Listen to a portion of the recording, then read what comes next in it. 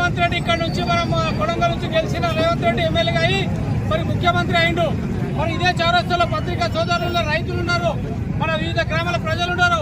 అందరి ముందరే ఇదే చౌరస్తాలో డిసెంబర్ 9 తారీఖు రోజు మీరు ఉరుకుతా పోండి. నేను డిసెంబర్ 9 తారీఖు రోజు మీరు లోన్ తీసుకోండి 2 లక్షలు వెంటనే మాఫీ చేస్తా అని చెప్పి దొంగ హామీ ఇచ్చి ఎన్నికల్లో గెలవడం జరిగింది. రైతులకు ఒకటే కాదు, యువకులకు కానీ, మహిళలకు కానీ, ఆడపడుచుల మన అక్క చెల్లెళ్ళకు కానీ, కోడళ్ళకు కానీ మోసమైన హామీలతో మరి అమలు చేయలేని హామీలు ఇచ్చి మరి కాంగ్రెస్ ప్రభుత్వంలోకి వచ్చిన తర్వాత గత 9 నెలలుగా మనం తెలంగాణలో చూస్తా ఉన్నాం.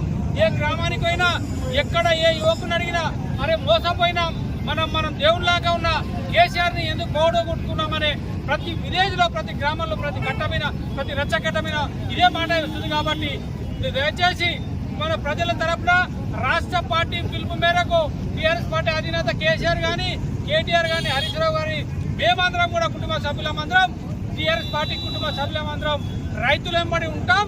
మీరు ఇచ్చిన హామీలు ఖచ్చితంగా అమలు చేసే వరకు మీ కాంగ్రెస్ నాయకులు కానీ మరి రేవంత్ రెడ్డిని కానీ వదలమని చెప్పి ఈ వేదిక నుంచి హెచ్చరిస్తా ఉన్నాం. ఏం చేసినావు రేవంత్ రెడ్డి అని అడుగుతా ఉన్నా. ఈరోజు కొడంగల్ నియోజకవర్గం నుంచి గెలిచి మరి మాయమాటలు గెలిచి ఈరోజు కనీసం ఒక ప్రజలు కానీ, ఒక కార్యకర్తలు కానీ మీకు కలుసుకునే పరిస్థితి లేదు. మీరు ఒకతనే ఉంటారు, మరి నీ అన్న ఒకతను ఉంటాడు, మీ తమ్ముడు ఒకతను ఉంటాడు. మరి కనీసం ఎవరికి చెప్పుకోవాలి బాధలు? మరి ఎవరో ఒక అధికారిని పెట్టినంత మాత్రాన కొడంగల్ నియోజకవర్గ ప్రజలను మోసం చేసి మీరు హైదరాబాద్ లో కూర్చొని పెద్ద మాట్లాడుతూ ఉన్నారు.